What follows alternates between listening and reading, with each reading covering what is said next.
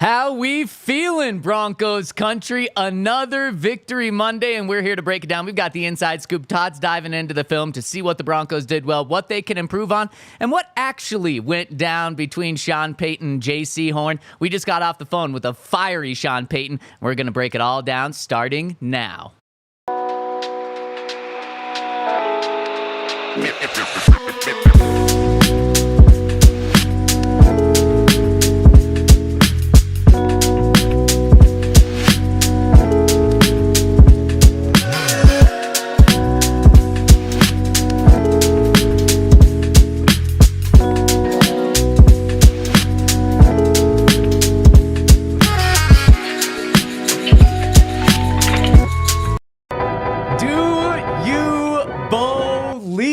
Broncos Country, the Broncos are back, baby, and we are here to break it down on the DNVR Broncos Podcast, where we are live from the Toyota Lounge, driven by your local Front Range Toyota stores inside the DNVR Bar, and of course, we're presented by Bet365. Use that code DNVR365. Place a $5 bet after depositing $10, and you're going to get $200 in bonus bets, plus altitude, plus courtesy of Bet365. Check them out, fellas. I'm joined by Super Bowl 50 champ Todd Davis, Henry Chisholm. We got you here behind the camera, and yours truly, Zach Stevens, rocking and rolling with you. How are we feeling today? I'm feeling like, they had our name switched. Thank you here. People can get us confused sometimes. It's true. I'm feeling like Bo, like he probably should have had like 600 yards yesterday. Yep. After watching the film. There's a lot of passes that he makes down the field, and I feel like he was right on point with a lot of them. Guys were dropping some balls out there, and, I think if they caught him, Bo could have had like a record-breaking day, I felt like. It could have been really crazy. Whew, I love to hear that, or do I hate to hear that? What is it? Do you say that in a good way? Do you say that in a bad way? It's just a good thing. I think as a rookie and young receivers, like, things don't have to click, right off the back, but it's just a good sign that, like, at some point, if everything clicks, like, it could be a really, really good, passing attack. And it was a really, really good day from Bo. I mean, it was a career day for him. He had career high in passing yards, 284, career high in passing touchdowns, 3, career high in total touchdowns, 4, career high in completion percentage, 75.7%. And so I love to hear that not necessarily he has to be better, just the guys around him are better. Those numbers can be shattered even moving forward. So I love that. Yeah, definitely. I think that was by far his best game. I feel like the accuracy issues didn't come up all that much. There were a couple throws early on where he maybe could have like put the ball out in front. I think there was one to Court when he was like crossing the field where it's like you put that another 2 steps out there, reach forward and step back, the defender can't get an arm in. But I mean, for the most part, he took advantage of everything that was in front of him, and if the receivers had caught the ball, it would have been a great day and not fumbled it. Yeah, not fumbled it. Sean, whew, I mean, there's so much to dive into this game, but really the Broncos blew out the Panthers after the first 5 minutes of the game. But after the game, you would have thought that the Broncos barely squeaked this one out or even lost the game the way Sean was. He's got this team into playoff mode now. He's put the, we need to like get back to 500, get a winning record. He's put that behind him now. This is a Broncos team entering November that is in the playoffs if it were to end right now. Right now, they're the 5th seed. They're the number 1 wild card team in the NFL or in the AFC right now. They're a step higher than the Baltimore Ravens, who everyone was just gushing over and drooling over and saying they're so good, just like that, Todd, this past week. Well, now Broncos a little bit higher in the standings than them, so stop sleeping on the Broncos. Who would the Broncos play? Who would the Broncos play? They would play the 4th seed. Yep. Which is, I don't even know. I'm just concerned about where the Broncos are. Oh, baby. Yeah, that'd be a let's fun one. Go. Or should I say, let's Bo. So quick questions for you. Do you guys Bo-lieve? Sure. Yeah, why not? Yeah. Good. I love it. Todd? I'm on board. I think he looks good, and he's getting better every game. We can't play the Panthers every week, but I do feel like he's putting together some good drives, and now I feel like his confidence is getting up. And that's the biggest thing for a rookie quarterback. He just has to be confident in what he's seeing, confident in his ability to make throws. I think that the longer the season goes on, he's only going to get better and more confident. So I'm a believer, man. Let's do it. Man, I'm right there with you. I am a believer. And do you guys believe in this one in Jaden Daniels? Yeah, he's really good. Yeah? Yeah. I mean, I feel like everyone's just like they're gooing and gushing over Baltimore Ravens. Over him. They're gushing and drooling over Jaden Daniels. I think we they're should take saying out he's good, gushing. but yeah. That's the one that we need to That's- take Gushing, out. so drooling. I think just the whole way you're explaining It's just this some is weird kind of vibes there. Yeah. Oh, okay. You guys want me to just be like, okay, they're giving him a lot of credit. There we go. Is that better? Yeah. Oh, okay. We can't have any fun on this show. So just like the nation's giving the Baltimore Ravens a lot of credit, and the Broncos are higher in the standings than than them, the national media and everyone's going crazy and giving a lot of credit for Jaden Daniels, right? Yep, for sure. Well, in the past month, Bo Nix has been a better quarterback than Jaden Daniels, at least statistically, and these stats are pretty impressive. In October, Nix had the most passing touchdowns of any rookie quarterback. He had 7. He had the most passing yards, 870. He had the most rushing touchdowns, 2. He had the best touchdown to interception ratio, 7-1, and he was tied for the most wins at 3. So he's individually doing it all at a high of a level as any rookie in the NFL, if not more over this past month. And then as a team, he's winning just as much as any other rookie quarterback as well. So people can go crazy for Jaden, but stop sleeping on Bo Nix and what he's doing. So now my other question for you guys is, are the Broncos back? Yeah. Oh, no. I mean, I think this... can we say for sure this is the best team since 2016? It might be a little bit early. Like, usually that's not something you just say, like, less than halfway through, but... all the vibes are pointing that way. I mean, it's the first time they've been 2 games over 500 this late in the season since 2016. First time they've had back-to-back 14-point wins since 2014. Like, there's just so many good things happening right now that this is like a legit football team.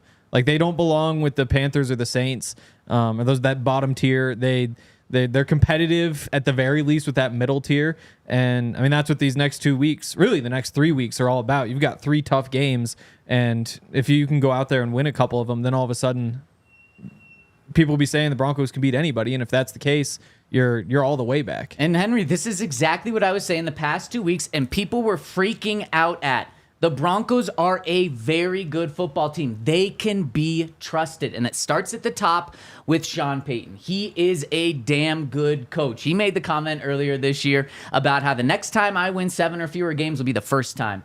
And he's damn right. And he can be that confident because he's a very good football coach, and we're seeing that being coached all the way down. Vance Joseph, shout out to him. He's doing an incredible job. But then also this team is playing very well. They did not just get to 5-3 on accident. They're not 5-1 in the past 6 games, and the second hottest team in the NFL, only behind the Kansas City Chiefs, who are undefeated by accident. It's because they're a damn good football team. They can be trusted. You don't have to worry about them going down to New Orleans and winning that game. You don't have to be worried about a trap game against the Panthers. Now, these next 2 weeks, like Henry said, we'll find out just how good they are. If the Broncos win one of these next 2 games, oh my gosh, the wheels are going to absolutely be off this train, and it's going to be loose going all the way to the playoffs. Don't you smile, Todd. The Broncos are 100% back. You mentioned that 2016 team. Henry, the last time the Broncos were this good through 8 games was that 2016 team. And that was a team that was close to making the playoffs. That was a team that was months off from winning Super Bowl 50.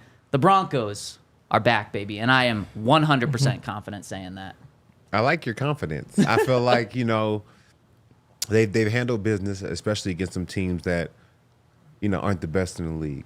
And I do want to see them against Lamar Jackson and Patrick Mahomes because those will be the best quarterbacks that they've faced all year.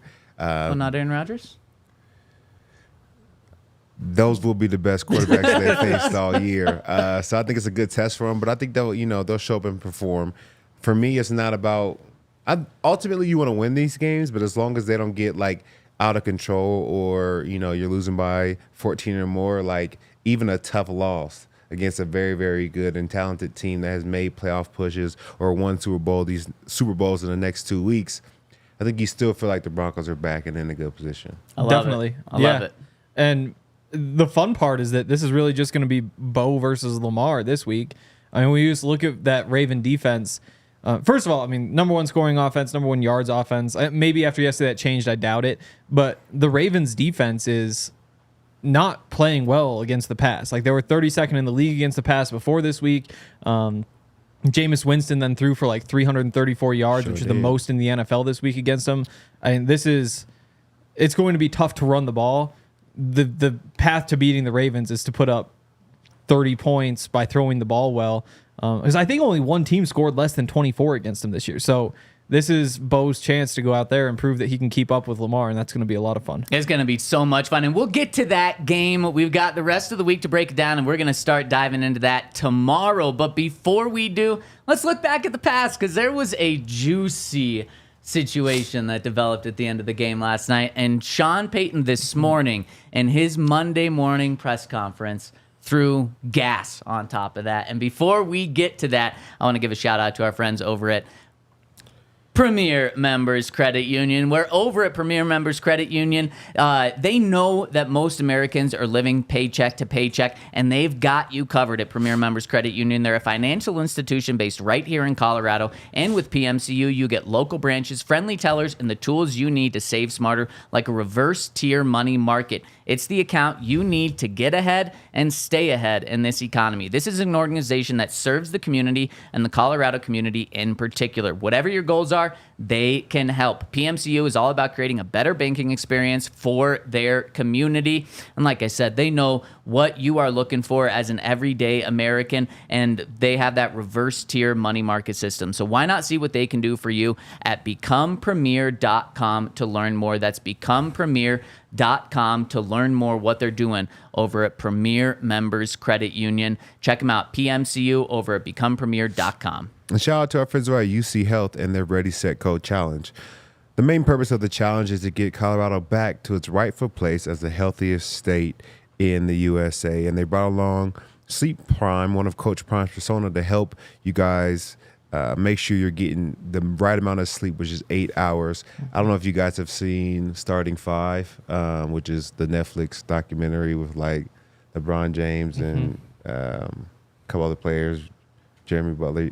You haven't seen I have that? not seen Okay. it, no. Well, they had that big statistic on LeBron and spending like $1 million, a year on his body. And, he said on the show, like, I can spend all the money I want, but nothing's more important than sleep. Like, I have to make sure I get my sleep, because even if you spend a lot of money, but you're not taking care of your body, and sleep is the most important thing you can do for your body, you got to take care of your body. You got to make sure you're getting sleep. Don't sleep on sleep. Make sure you're getting 8 hours, because that's a magic number. You want to make good sleep a priority, put your phone down, try some guided meditations. Make sure you're doing everything you can to make sure you're getting 8 hours of sleep.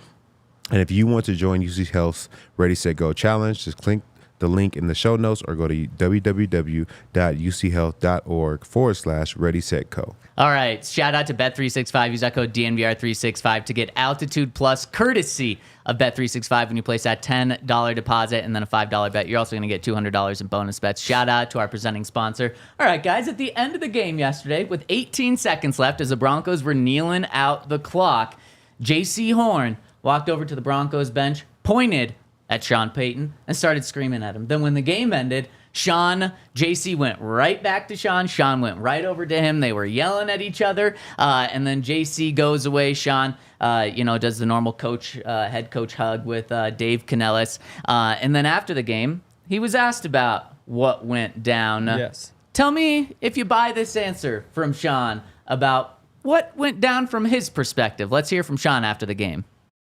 For the game, I coached his father, and so I was yelling back at him, and I think I don't know what the exchange was, but his father I enjoyed coaching, and I enjoyed him. He was frustrated. I think he was yelling at one of our other players, so I like him. I think he's a good player. Anything else? Thanks. Lot going on there. I coached his father. I was yelling back. He was frustrated. I don't know what was going on. He was yelling at one of our other players, I think. You think that's truly what Sean thought was going on there? I mean, that's just a situation where you just downplay it so everybody forgets. But then he just didn't know that they actually picked up the sound of it, and so you could actually hear. But he was just trying to get the whole thing out of there, not throw anybody on their bus, move on, not start a beef. Obviously, it didn't work though, because there was audio of what was said, and so what was said? Something about running up the score. Yeah, you're trying to run up the score, and yeah. It's exactly what Sean was doing. It's 28-14. That's 20. It was 28-7 at that point. But I mean, it's not a blowout game to where you expect us to take a knee and punt the ball Sure. to you. Yeah. it's still a very much a real football game. We're only up by 2 scores. Yeah. A 3. 3. What do you want from us? Like, what are we supposed to do right now? So I think don't understand It's how he fourth could have and been running fourth up and the one, ball. just past the 50, you go for it. So, I mean, That's just normal football. what I have to imagine there's 2 plays that they're upset with. The Panthers are. It's the fake field goal when you're up 3 scores, and then it's going for it on 4th and 1 with a trick play where it's a pass from Courtland Sutton to Mike Burton. And Todd, you're 100% right. It's you can say it's running up the score, and I could see how a team that's 1-6, about to be 1-7, is getting a little hurt. But also, Sean told us today he's blown 28-point leads in the 4th quarter, and he wanted to make sure that didn't happen. There's no way that's true, I right? think I don't know why he would publicly say that, because that's a really embarrassing thing for him if so. Yeah, but 28 is a lot of points. Isn't that what he said today? It's what he said, Yeah. but I don't think it's true. Maybe it was like coaching high school football or something back in the day. But I think there's truth in between. I think Sean has no feelings lost for the Carolina Panthers. I think he hates them. I think he hates the Falcons. I think he hates the Buccaneers. I think he hates every NFC South team. And you know what? I hope he feels that way about the Chiefs, the Chargers, and the Raiders right now, but even more so after he's coached here for 15 years, if he makes it as long as he did here, like he did in New Orleans. And he's not going to go coach somewhere else, but if he did, I hope he would continue to try to kick the Chiefs when they're down in many years from now, just like he did with the Carolina Panthers. And you know what? I don't care. This is the NFL. You're getting paid to play. Nobody has to be nice to you 100%. while we're playing football or while we're winning the game. If you don't like what we're doing, stop us. And if you can't do that, that's on you. That's not my fault. Yep.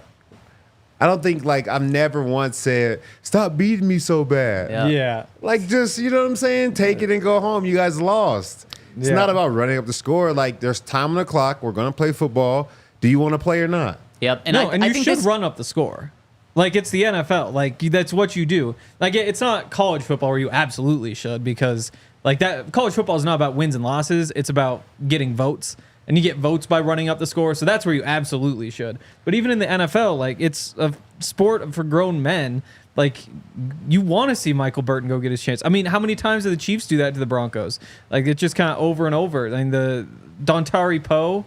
Remember that one? Yeah. You're playing that one, right? Yes. Yeah. I mean, it's what you do, especially when you hate a team, and Sean Payton hates the Panthers. Of course he's gonna run it up on him.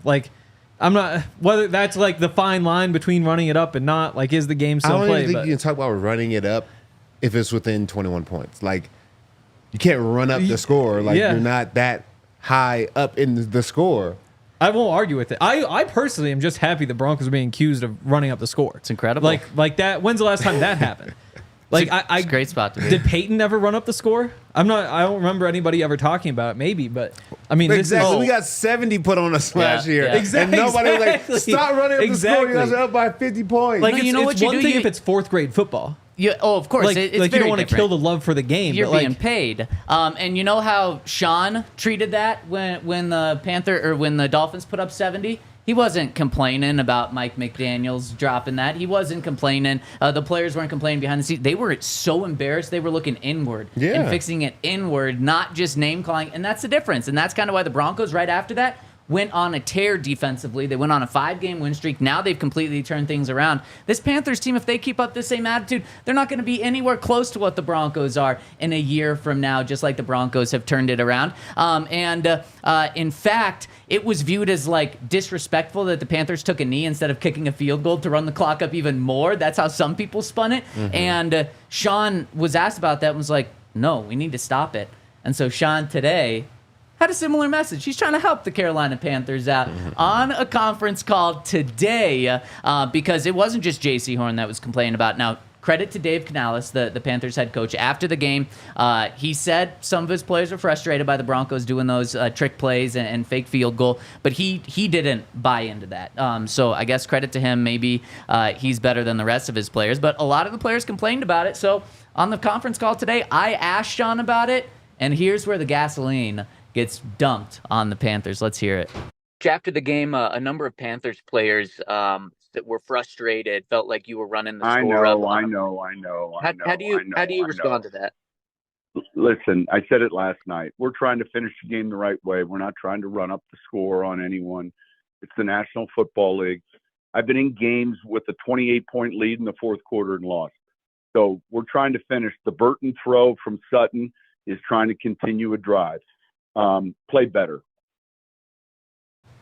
Oh my goodness, play better. I absolutely love it. That's fair. And that's what, we say from an outside perspective. I love that Sean dropped the hammer on him. And I also love he kind of dropped the hammer on Mike Burton. He's like, look, I'm throwing to a fullback. I'm not expecting him to score a touchdown here. And so just absolutely incredible. And I have to imagine after the fake field goal didn't work, Sean really wanted to make sure that the Panthers couldn't hold anything over his head, so he really wanted to convert that next fourth down and break out a little trick play there. Is this play in the inside scoop? No. Wow, didn't make the cut. No. Okay, but that means we gotta say, what a ridiculous call in that situation too. Like if you're trying to pick up a 4th and 1, let's say it is just like normal game situation, you're just trying to go get it. What you don't do is put your fullback in at halfback, like single back halfback, throw a fake screen to your receiver. Why would you not do that? It worked. No, it worked, but what did you say? Throw the fake screen to your receiver, leak the fullback / running back up the sideline and hit him 15, 20 yards downfield. Like, that's a ridiculous call. We've been begging for creativity and we finally get it. You're No, like, I love it. don't I do love that. it. I love it. My response was like, I want to see that on just 2nd and 3, just a normal play, just normal drive. Like 4th and 1, it's like a QB sneak or something. But that's, I enjoyed it. I had a lot of fun. I think Sean really did want to rub the Panthers' faces in it, and I think he did it because that's really embarrassing for them, especially that was Jaycee Horn's side of the field, right? Yes. Yeah. So he got beat by a fullback on 4th and 1 on a quarterback. You really made that guy look like a loser. Yeah, and that's what the Broncos did yesterday. Now, Sean was not pleased with the way the Broncos ended. He was not happy that the Broncos defense gave up a touchdown at the end of the game. He never mentioned the first drive of the game. Maybe it's because it was from one of his receivers' fumbles that led to the Panthers' first touchdown. And he was also pissed about the wide receivers fumbling the ball. He did not like that Lil Jordan Humphrey fumbled the ball. He did not like that Courtland Sutton fumbled the ball. And that would have kind of been where the blowout and the running the score up would have happened. If the Broncos would have got that score, and then you're going for it on 4th and 1, doing those things after you're up 35-7 later in the game. But why can't you go for it? I still don't get it. You don't have to. It's just I can see how you're running up the score. But I agree. If this is elementary school, yeah, you don't do that. I do think there's got to be some sportsmanship and gamesmanship. Not at the highest level. Not when everyone's out there getting paid hundreds of thousands of dollars at the minimum. And this is the NFL, and this is a team that is young, and Sean wants to keep them hungry, and that's exactly what he's doing. He's sort of changed overnight the way he's coaching this team. Now it's about not letting them settle. And they're 5-3 right now. This is definitely a team that has not experienced winning for almost a decade to this level that they're at right now. Literally, last time was 2016. He wants to make sure that these guys stay hungry. So he's kind of turning this switch right now on this team, and it's so obvious to keep them hungry. They have been given victory Mondays in the past. After you win a game, you get Monday off. Tuesday's already your day off, so you get 2 days off before being back on Wednesday. I have to imagine that's a big treat, Todd. Yeah. It feels good not to have to wake up on Monday, go watch the film, go, do all that kind of crap, just be able to sleep in. Well, he's making them do all that crap today. They did not get a victory Monday today. And I think he is changing the way he's coaching this team. And he has given those to guys earlier this year. So he's keeping them hungry. And we'll find out over these next 2 games just how good this team is. But I want Broncos Country to accept that this is a very good team. All of the things that you would worry about, like not beating the Patriots last year, having the letdown when the Giants many years ago didn't have like their top 7 receivers or something, and they're playing with practice squad guys, and the Broncos go out and lose that game. No, this is a good team. This is a team you can trust, and it's starting with Sean Payton. And speaking of Sean, because I've seen it in the Twitter chat a lot, Sean Payton is a guy that if he's not your coach, man, you get pissed off with some of the things he said. You probably hate that quote. Play better. He's telling the other team to play better, and he's firing, he's pissed off, and he's angry. But you love him when he's yours. And that's what Broncos Country is realizing, how much they love Sean Payton right now. And it's a fun time to be a Broncos fan. This whole week is going to be fun. And before we move forward to the Ravens, Todd, Let's dive into the inside scoop. get inside And this because thing. we're close to a break, I want to give a shout out before we do that so we can focus on the inside scoop to our friends over at Coors Light. We've got Coors Light on our set every single show. We love Coors Light. Coors Lights were flowing at the bar last night from what I understand. Todd, is that right? At the tailgate, at the bar, yeah. It's a good time. We bring Coors Light wherever we go, whether it's at the tailgate, whether it's at the bar, whether it's on the road. And if you want to chill with Coors Light, that's what Coors Light is all about. It's all about chilling, whether it's after a nearly 80-degree day today, whether it's after a day work, whether it's chilling with your friends, whether it's chilling to watch the Broncos take on the Ravens this coming week. You got to get yourself a Coors Light to chill. Check out our friends over at CoorsLight.com/DNVR, where they're going to get you set up and hooked up with Coors Light delivered to you straight through Instacart. So make sure to check them out, CoorsLight.com/DNVR. Celebrate responsibly. Coors Brewing Company, Golden, Colorado. That's CoorsLight.com/DNVR. And celebrate responsibly, Golden, Colorado. And shout out to Bet365. They have a cool promotion on Thursday nights where if you make a parlay, then you get $10 in bonus bets for every touchdown that's scored. I used my bonus bets this week on a little parlay of my own. I took the Cardinals money line on the road against the Dolphins. I took the Browns money line against the Ravens, and the Broncos to cover the 11 points. And now all that's left is for the Steelers to win tonight. $20 in bonus bets for $627. Yep, just need the Steelers to win. You going to hedge? No, I'm not gonna hedge. No, I'm here to play the game. So you trust Russ? Yep. So I've already I've made my money back from the weekend. I've got a few more bets up tonight with the Avs and Broncos in this one, or Nuggets in this one. So I've been having a bunch of fun. And if you want to join us over at Bet365, you can with the code DNVR365. Choose one of two different sign up bonuses where you can deposit $5 and get $200 in bonus bets plus 2 months of Altitude Plus, or you can use the first bet deposit match. Must be 21 or older, physically located in Colorado. Please gamble responsibly. If you or somebody who has a gambling problem and wants help, call or text 1-800-GAMBLER. All right, shout out to Bet365, our presenting sponsor, and shout out to Broncos coach and our insider, Todd Davis. Take us into the film, Todd. What are we seeing in this game? All right, let's do it. So this game was a big game for Bo, but it was also a good game for Courtland Sutton. His first game with 100 yards receiving in a little over 2 years. So there's a couple of Courtland plays on here just because I felt like it was a good time for them to finally get going, kind of eliminate that Saints game where he had 0 targets, 0 receptions, and get onto some good stuff. So this is a play that the Broncos love to run. I think we break it down almost every week because it's one of their favorite plays. I know what's coming right now. Exactly. So they usually do it out of 3-by-1, which is 3 receivers to one side. And this is another formation where it kind of feels like 3-by-1. If you're a defensive player, we treat this as 3-by-1, even though it's not 3 players lined up out here. But they're running the same play. They're going to run the over. They're going to run the deep dagger.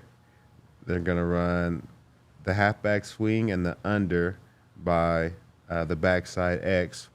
And this is the Broncos' #1 play. I think it works really well for them. It allows for him to understand man or zone, and if he's able to throw an accurate ball, it's open about 90% of the time. So he has a tough throw to make right here because you see you got the under coming here, you got the over, and they want to hold the safety who's sitting in this picture right here. But when he throws his ball to Courtland, he has to do a good job of throwing it in this open space right here where it's just tight enough, Pauls, to be able to get the ball in there, but you don't want to, underthrow him, and the DB has a chance to get it, and you can't overthrow him, and then the safety has a chance to get it. So he does a good job of fitting it in right between the safety and the corner. It's a good catch from Courtland. It was early in the game, so it got the game going, got Courtland, ready to rock and roll, and I think it's just going to be a great matchup for us the entire season. That is a pretty tight window throw right there. You see the two guys right around him. It seems like the more they run this play, the tighter that window is getting. Yeah. Like it does feel like the safeties are. A couple times yesterday, I thought Courtland was going to get his head taken off just because those safeties are crashing down on it. Exactly. You wonder a little bit going up against Kyle Hamilton this week if something goes wrong in this game, I'm willing to put money on it's going to be this play. And it's going to be Kyle Hamilton making the play. I think the reason why they set it up like this is because they kind of have two options. Like they want to hold the safety with this over route. But if the safety doesn't hold and he's just sitting in between the hashes, we'll just throw somewhere deep over it. Now there's no there's no for sure reason or answer that we're going to catch it, but at least we'll throw Yes. it, you know? And, Yes. and that should be a good play if they can connect on that. All right, next was Troutman. It was National Tight End Day, and I felt like the tight ends came to play. They're doing some good things with Bo Nix, and they're running some waggles and some boots. They're running different things to get him either outside the pocket or deep in the pocket so that he can have space and opportunity to make the throws he needs to make. He's able to run a boot right here. So the difference between a waggle and a waggle means that it feels like a boot to the defense, but we're actually going to keep Bo Nix in the pocket. So he would stay in this pocket and just drop back right here. A boot means that he's getting outside the pocket and he's going to find the defender, and we're really working one half of the field. If it's a waggle, you're working the entire field. Boot is one half of the field. But he does a great job getting outside the pocket, nice and clean out here, good seal block, so he has space to operate. Finds Troutman for 38 yards, and you know, when the tight ends are playing well, it's kind of like the whole offense is going. You know, it's like going back into watching the Golden State Warriors. Like if Draymond Green is hitting threes, okay, you're in for a long day. And so I feel like, you know, right now our tight ends are our Draymond Green, and we got to get them going. So maybe upgrade that position is what you're saying? You said that. I just said when they're playing well, we're playing well. Really quick, yesterday or today, Sean said he had no idea it was National Tight End Day. Do you believe that? I don't know, man. The tight ends got a lot of love, man. I didn't know until Nate Adkins scored his touchdown, and somebody, it was like Mace or somebody was like, "Yeah, it's National Tight Ends Day." I was like, "No way." So I buy that Sean didn't know. Oh, come on. He's in. The tight ends were celebrating all week. They let Sean know. Hey, Sean, especially after last week, you know, people are giving you crap for not using tight ends. We could celebrate on National Tight End Day. Exactly. And they did, for sure. Yeah. Yes. So this is, you know, Nate Atkins' touchdown. We got a bunch formation here with another tight end in the game, so we're in 12 personnel. And we got man-to-man with the Carolina Panthers, not that outside linebacker, but it's man-to-man. And they do a great job of getting Nate Atkins free. This corner is supposed to work over the top because everybody's locked. And it's not offensive PI if you make it look like you're running out for a pass. I don't know if he's doing that right here. It looks like he's blocking. No, it sounds like that's within what he's a doing. yard. It doesn't matter because it got Nate Atkins free. And this is another play of us being able to get Bo a clean look. He got a defender, you know, coming off the line of scrimmage, but Bo is much faster than this guy. And what Bo sees is all this wide open space. So from him to Nate Atkins is completely wide open, and he can, you know, put together a good pass to get into the end zone, and that's exactly what he does. Like, they're not in any fear of this guy making the play. Like, if this guy makes a play, then we got to get Bo a speed trainer because something's wrong. But this was a great play here. In for the touchdown, National Tight Ends Day. The tight ends were balling. Yeah, I absolutely love that. And if Nate Adkins is making diving catches for touchdowns and Adam Troutman's making one-hand catches in the end zone for a touchdown, you know things are going pretty well. Exactly. All right, here is a shout out to Troutman for, you know, his great play here. We were in a lot of 12 personnel yesterday, so you got two tight ends in the game. The offensive line was doing a great job. I mean, Bo has a clean pocket once again. And, oh, sorry, wrong play. This is the deep ball to Courtland. So Courtland's going to run another deep dagger here, but this one gets extended because Bo has time to sit in the pocket. He has so much time because the offensive line is doing a great job of blocking. He has a really clean pocket here that Courtland's able to get from outside the numbers on the left side all the way to the other side of the hash on the right side, and he gets wide open on this play. You know, all the in-breaking routes I feel like are really playing the Courtland strength right now. He's able to run away from receivers, man or zone. He gets lost in the zone, man-to-man. He does a good job of, you know, positioning his body between the man and the ball, so he's able to make good catches. So we need to continue to do this with Courtland. He had a great day yesterday. I know he fumbled at the end, but it doesn't take away from the great day that he had. Todd, how does any team, I know the Panthers are awful, and maybe that's just the answer here, but how does any team allow Courtland to be wide open? Because so many times yesterday, I'm thinking it's genius from a Broncos perspective, but if I'm a Panthers fan, I'm losing my mind. We talk about it. There's Courtland, and then there's everyone else. And 2 weeks ago, we did see Troy Franklin step up. Yesterday, Troy Franklin didn't step up. He dropped a big ball that would have taken Bo over 300 yards for the day. No other wide receiver really had a big game in terms of stepping up outside of Courtland. It was the tight ends. Like, man, if I'm the Ravens, anyone else can beat me other than Courtland Sutton. If I'm a good team, anyone but Courtland's going to beat me. Is this sustainable? We can continue to see Courtland Sutton open against good teams? Courtland just has to be better than the DB that they put on him. And we have to do enough offensively to where if they do try to double him with safeties, there's enough movement and there's enough action that the double can't really, guard him the way that they want. So all the boots, all the waggles, all that different stuff, it's going to allow him to be one-on-one. You can't double some of those routes and concepts because other guys will be wide open. So if we continue to do that, I think we'll be in a good position. And it depends on if Marlon Humphrey's back, too. He was doubtful last week, so who knows for this week. And on this one, I mean, they covered him for the first 4.5 seconds. It was just after that they were able to get the ball to him. Yeah, it was great protection by the O-line. And I want to go back real quick because, look at Bo Nix. One of the things and one of the problems he's had as a rookie is his feet. And yesterday he felt so comfortable. He's completely stagnant. He's not doing the little happy feet. He's not jittery. He's able to stand in the pocket, set his feet, and make these really nice throws. I think that's what added to him having a great day yesterday. And again today, again with this play, he's able to set his feet and sit in the pocket. They have a fake little bubble here, but they're in a form of cover 2. So this middle linebacker has the middle of the field.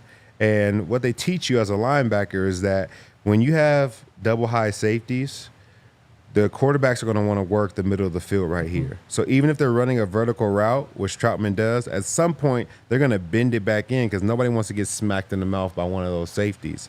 So that's exactly what we do right here. We're running a vertical route. The inside linebacker tries to turn and run with Troutman.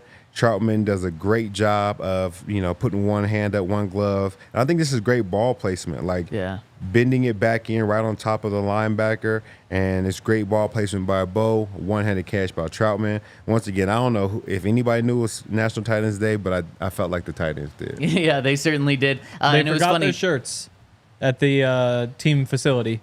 Everybody's supposed to wear the National Tight Ends Day shirts, but the Broncos tight ends forgot them. Shame. Yeah, so But sad. what's funny, after the game, Troutman was talking about this play, and someone asked him something along the lines of how were you able to get separation on that play? And he said, I wasn't able to get separation. I was completely covered. Bo just put it right where it needed to be, and I was somehow able to come down with one hand. But he was like, no, the guy was right on my hip the whole time. Yeah, it was a great throw, great catch, great execution. And the Broncos, man, they continue to play well, especially Bo Nix. When he's able to set his feet and he's not under pressure and they're able to keep a nice, clean pocket, I think he makes some really good throws and makes some really good plays for the team. So we know the Broncos had 2 turnovers yesterday. They had 2 picks. Pat had a pick. J-Mac had a pick. But, what doesn't go on the stack sheet is, turnovers on downs. And that's also a turnover for me. So I count this 4th and 2 as a turnover for the Denver Broncos. And, of course, it was the great Pat Surtain that makes the play. So right here, they're running split flow, but it's a triple option. So they're reading Nick Bonito first, and they could either hand it off to Hubbard, and based off Nick Bonito's stance, they're going to pull the ball, and now they're running the option out this way. So Bryce Young could take the ball and run it himself, or he could pass it off to the other running back in the game, and that's exactly what he does. Cody Barton comes and fills his gap like he's supposed to. He passes it off to other running back, and Pat Surtain makes a great tackle in space. Those are tough plays to make. I've been in that position, numerous amount of times. It's just you and the man, and you got to find a way to get him down, and those are tough plays to make. This a huge play, and a huge stop gives the Broncos the ball back on the 48-yard line, so a huge play by Pat Surtain. And another turnover for the Broncos defense. Yeah. That's a huge play. And that easily... you would think if they picked that up, at the very least, it's 14-10 at halftime. And it could have been even worse than that. Oh, 100%. And these are the plays that no one's ever going to talk about with Pat Surtain in terms of he's an elite corner, or, he should be in Defensive Player of the Year category right here. But this is just as good as, like you said, a sack, a pick here. This is as good as anything that's going to show up on a stat sheet, yet it's only going to count as a TFL. But this is such a huge play from Pat. And there's other corners in the league that are sometimes talked about in his same vein that don't make these plays. Not at all. I think Pat should have went to the other sideline and asked them why they were trying to run up the score on fourth down. But, it doesn't always work like that. Who else had a good day yesterday? I felt like Jaleel. Oh, Jaleel, he did have a McLaughlin. good day. He averaged almost like 6 yards a carry. Yeah. He only had about 8 carries, but I thought he had a good day. But this was just good offense the entire way. I think you see guys getting out. They're running a toss here. Guys are getting out. They're blocking. You got Vele right here who has to block down on Jadeveon Clowney. Everybody knows who that is. Great player, physical. So, they're asking him to do a big job there. He handles him with ease. Blocks him all the way down here. But everybody, Little Jordan Humphrey, Mike McGlinchey's coming and turn the corner. Guys are doing a great job of getting out and blocking and creating space for Jaleel to get around the corner. And then once he gets here, it's just open grass. This is 3rd and 8. I think this is a big piece of the game or a big point in the game where, we can go into halftime either 21-7 or we can go 14-7 because we don't pick up this 3rd and 8. Nobody expects you to keep it on the ground right here. No. So this is a great job by Sean Payton of dialing up this play, and it was a perfect play. It looks like they had a blitz going on, but Jaleel got to the outside and is able to, power through the first tackle, make the second guy miss, and is able to get the first down. And I think that really helped the Broncos throughout the day to have a successful day because of this 3rd and 8. Yeah, and you mentioned him making that final push to get the first down. He is a guy that isn't going to be Javonte in between the tackles where he's just mauling guys going pretty slow and then being able to take them over. But, man, when he gets full speed, he is going to – there's some running backs that would avoid contact. He's going to seek contact and push forward there, and I totally agree. That was a huge play. And Jaleel, man, he has something about in space near the end zone. He's able to make guys take wrong angles because he has done this, 3 or 4 times now where he catches a swing pass, has the ball. It doesn't look like he has the angle on the end zone, and then somehow he's in and the defender's on the ground behind him. Yeah, he's shifty, man, especially on the right side. I don't know why, there's not just a designated guy. You're not even a QB spy. Once they get in the red zone, other teams should just keep a guy on that left side. Their left side, our right side, because the ball is going to Jaleel. He's going to find a way to get into the end zone. Yeah. This was a play I felt like it didn't connect, but, this just was a play to show how good of a day Bo had, but also could have had. We're getting a slot fade right here from Troy Franklin. And necessarily you don't want to throw this ball. You want this guy to be pressed so that that Troy Franklin can beat him with speed. But nevertheless, this just shows you how fast Troy Franklin is and how much Bo trusts him. So he's able to beat this guy with speed, even though he's about 8 yards off to start the play. And this ball doesn't connect, but in the NFL, this is open. You know what I'm saying? You aren't going to find many guys that are just 5 yards apart.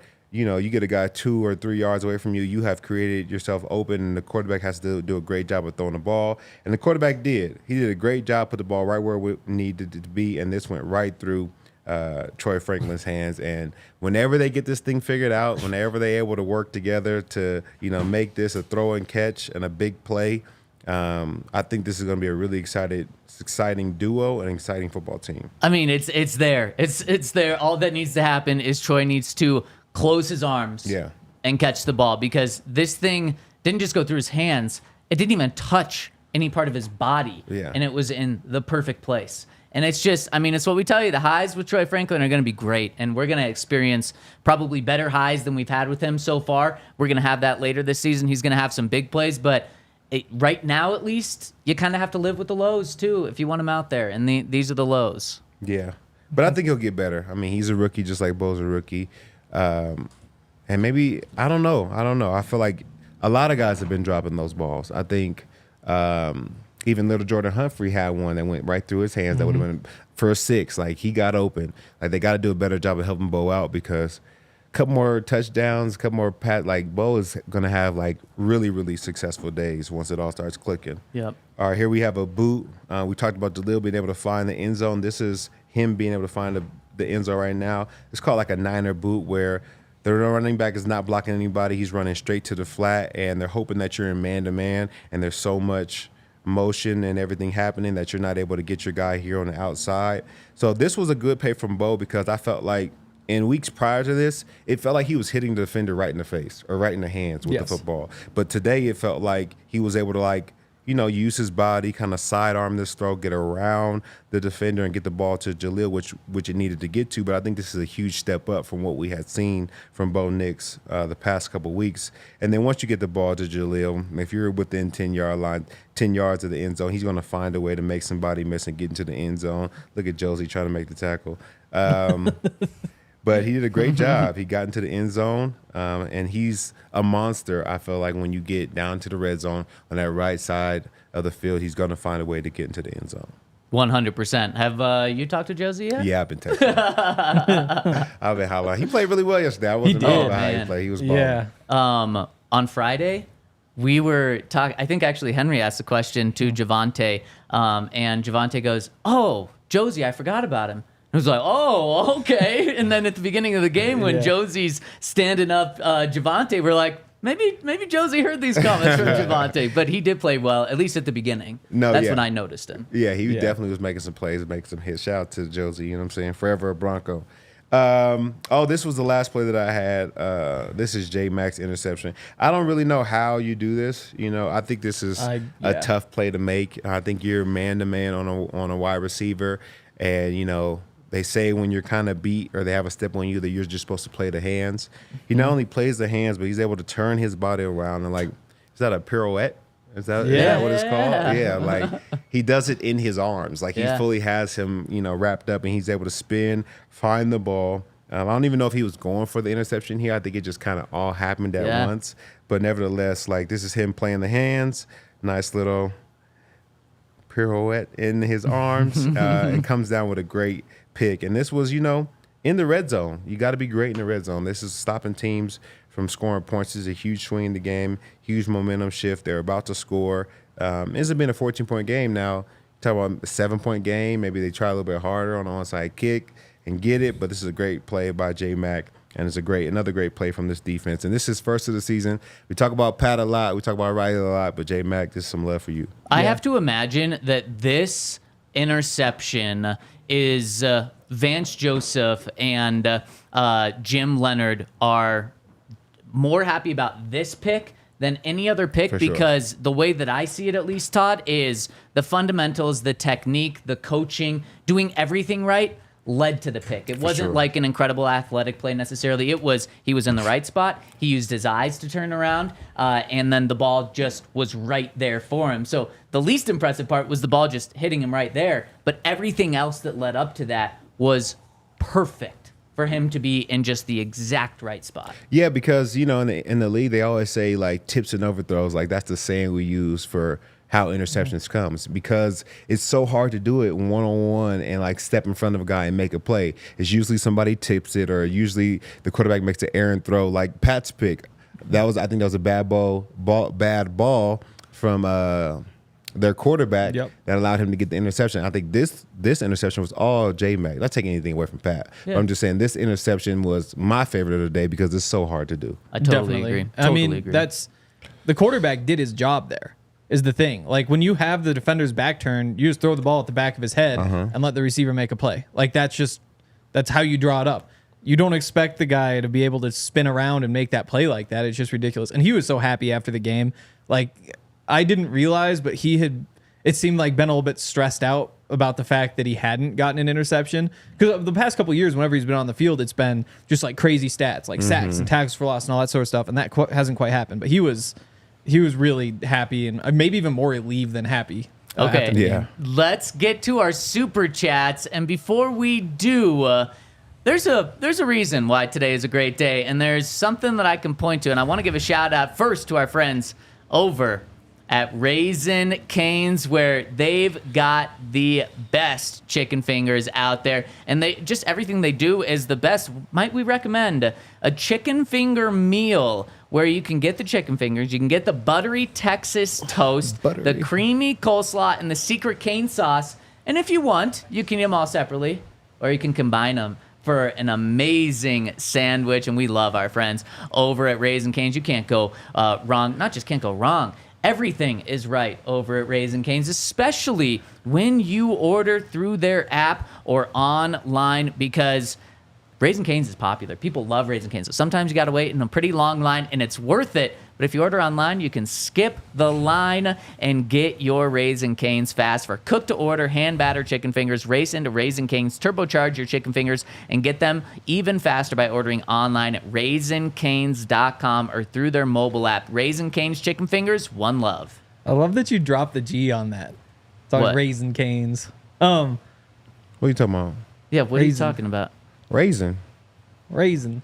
What do you say? Raising Canes? Raising Canes. Raising Cane's. Am I saying it wrong? Raisin. Raisin. Listen next time. But DNVR events, we've got all sorts of different stuff going on. Tailgate season is here. We've got the best tailgate in the city. We had Todd and Jarrell and Noshawn out there for the pregame show yesterday. Yeah, I mean, it was a lot of fun. Beers, had some friends there, sandwiches, Primo Hoagies, Centennial, all that sort of stuff. If you want to come, you can follow us on social at DNVR_sports. Go to thednvr.com/events and check out the calendar. It's an awesome time. It is an awesome time. And shout out to our presenting sponsor, Bet365. Use that code DNVR365. Also, shout out to us. Make sure to check out thednvr.com. Become a diehard. That's where you're able to read all of our articles. Also, jump in our Discord. We'll be jumping in there throughout the week to answer questions from you guys. And also, subscribe to this YouTube channel. Get us to 100,000. Let's get there by the end of the week. Hit us with a thumbs up if you're watching this show. The vibes are good. Let's extend this family that we've got in this community by hitting us with a thumbs up. We really appreciate it. And you know today's a good day. You hear? You got to turn the camera on yourself right now because you right now are vibes of Broncos country. You've got boy. the shades Holmes. on. Oh man, it's feeling good today. You got your shady rays. You know Holmes? what it is? That's it. It comes on Monday. You gotta get going. La raza's up. You gotta just go all the way through. Well, let's tackle these super chats that we've got here, and we've got a lot of them. First one coming in from Juan Cortez, who says, "How come Cincinnati can wear the all-white unis with white helmets and Denver can't?" It's a great question, Juan, and something that I really wish the Broncos could do. But the reason is that is their alternate uniform. The Broncos' alternate uniform is their throwback uniform, I believe. So the Broncos decided to make those their alternates and not the all-white, and good. But I just wish that, so the NFL has rules. You can't do that for multiple different uniforms. So it's stupid, but that's the reason why they can, is they designated those as their alternates where the Broncos went with their throwbacks. So the Broncos have two alternates. So then the blue jerseys and white helmets, that's the other alternate. Yep. And so you get to wear your alternates 3 times a year. And that's why between the throwback and the blue jersey white helmet combo, you can only use 3 total. So they're doing 2 throwbacks, 1 with the blue uniform this year. I wish they just didn't do the Very nice. blue uniform and it was all the throwbacks. I think every game should be the throwbacks. Yep, exactly. They really Tanner screwed S up. says, any chance Sean hired Vance Joseph to be his Spags, a head coach on defense that isn't going to leave anytime soon? You think that's the case, Todd? I don't know about that. Who knows? He's coaching so well, he'll get some opportunities. Will he be here next year? I don't know. I'm not ready to give my take on that. I'll say that. Oh, I like wow. that. I'll be ready to give my take. I think Vance should absolutely go chase a head coaching job if he gets one, and I think he's going to have opportunities. And I do think he's going to take it. I don't think he's going to be Spags. Vance is, 45 years old? He has so much coaching left, where I think Spags is kind of settled in, like, no, this is my role. I'll probably retire with Andy Reid in a couple of years, where Vance has so much more left to give and to give to an organization at a higher level. So I don't think that's the case. I love where your head's at. I just don't think that's going to happen. I do think at some point Vance is going to move on for a head coaching job. I think he'll be back. But like for forever, he's just never going to leave? Because that Spags Eventually isn't it might going. work. Spags isn't Eventually going it might work. anywhere. How many years? He's back next year. After that, odds are he's back. Second chance coaches are rare. And honestly, like, I did the numbers last time when the Buffs hired Carl Durrell, because he was like the first black head coach who got a second chance in like a decade in college football, and in the NFL it's the same thing. Yep. Like the numbers, it's just so rare for those guys to get second chances, which Those obviously guys? is yes, those guys isn't the way it should be, but it's just like the nature of the business is it doesn't happen, and there's decades of data. If it's going to happen, though, it's with a defense that a lot of people thought had the worst talent in the NFL that is now playing in the top 3, top 2, top 1, And then the team is also making a playoff push, and we're going to have Pat Surtain's name in the Defensive Player of the Year conversation. Sean Payton's name is going to be in the Head Coach of the Year conversation. Vance Joseph's name is going to be in the Assistant Coach conversation. So, I mean, this could be the opportunity where it happens, and I hope it does. Maybe it's just wishful thinking for Vance, but he definitely deserves it. He totally deserves it. He totally should get it, but the numbers just go the other way, so I'm banking on the numbers. Man, I need you to open up, Todd. We'll get that maybe later in the year. But actually, maybe I don't want Vance to leave because maybe that means you'll be following him to Cincinnati, Miami. But it could be Buffalo. It could be Buffalo, Todd. It could be Buffalo. Can't go to Buffalo. Stephen B chimes in. Oh no, Malhai Singh says, rumors of Baron Browning and Jonathan Cooper on the block. Is this true? I mean, Baron probably should be. I mean, you're just in a tough spot with this team where you don't know if you're. Again, it's a rebuilding year. And this isn't the year that is your pinnacle, but, this isn't a rebuilding year. Also, I mean, I think it is. It's just a really, really good one. Like, interesting. Well, we should get into that at some point. But Tomorrow. I think that the assets that you have, you probably should look at shopping because odds are you're not bringing back Baron Browning and Jonathan Cooper next year. You're going to make your pick. And if you make that pick now, then you get a draft pick for doing it. At the same time, if you wind up heading to the playoffs and one of your pass rushers gets hurt and you moved on from Barron, you're going to feel really, really dumb because you blew an opportunity. So I think it's something you have to listen to, but that's going to be one of the toughest decisions they make next week. Yeah, without a doubt. And that's where it would be. I do not think Jonathan Cooper is going anywhere. No. Barron is the guy to keep your eye on there. And they're not just going to sell him or give him away. Some team would have to come and really just give me my money. Give you something. Yeah. Make it worth your while to do that because the Broncos aren't in a position where they're just rebuilding right now. And we'll talk about that tomorrow. Next one from Stephen B, who says, gushing, Zach. Just like that, Todd. Whoa. Yeah, that was Todd's response, I guess. Yeah, that was crazy. I didn't realize that happened. I also like the Todd with one D. I know. That's kind of fun. Will with one L. Will less with one L. Zach with just the That's C. different. Zach with just the C. Yeah. My phone always tells me I'm spelling Will wrong, and I'm like, no, I'm not. Wow. What about Zach? Has it picked up on Zach? Oh, come on, yeah. Okay. My phone Your knows phone that knows? Okay. ZAC is the right and only way to spell wow. Zach. Only way. Shout out Zach Wilson. Brandon, actually, Zach. shout out Zach Taylor, who spells his name There you CAC. Brandon says, the Broncos spotted the Panthers 14 points and still covered the huge spread. Pretty incredible. The fact that they were down 7-0. Yeah. So technically against the spread, they were down 18 points, I think, and then covered that is wild. Yeah, I mean, as Sean Payton has said repeatedly, they did not play well yesterday.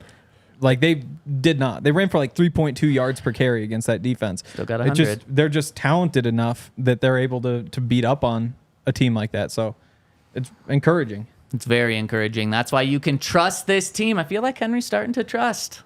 I'm just not a big believer in trust in sports. I am. I trust this Broncos team. I trust Sean. And final one coming in from our friend Greg S. 2 G's on Greg here. Actually, 3 G's every way in there. Says, oh boy, hope the Ravens game is a slobber knocker. That's our style. You like slobber knockers, Todd? That's no Sean's thing. Me and Jarrell learned about it yesterday. We have heard it before, but we don't use it in our everyday vernacular. I still need to go back and listen. Is that high scoring? Is that just a really physical game? Well, we pulled up the definition of it. Okay. And the definition of it was something along the lines. Oh, I still have it here. G rated? I think it's G. Okay. Let me see if I can pull it up. It was something along the lines of a term used to describe a powerful collision, a particularly intense or violent sporting event, or an exciting or emotional event. In I theory, like that. because you get right. punched and then the slobber goes knocks everywhere. out. Yep. I see. Well, Yep. we're going to start breaking down this game starting tomorrow. And man, this is going to be such a fun not just week. This is going to be such a fun couple months of following the Broncos' path to the playoffs. I said it last week. I said it the week before. The Broncos are making the playoffs, and we're pumped that you're along for the ride with us, and it's going to be a heck of a ride. Hit us with a thumbs up. We really appreciate everyone tuning in. We'll be live tomorrow, 10 a.m. Let's Bo, baby. We all silly like the mayor.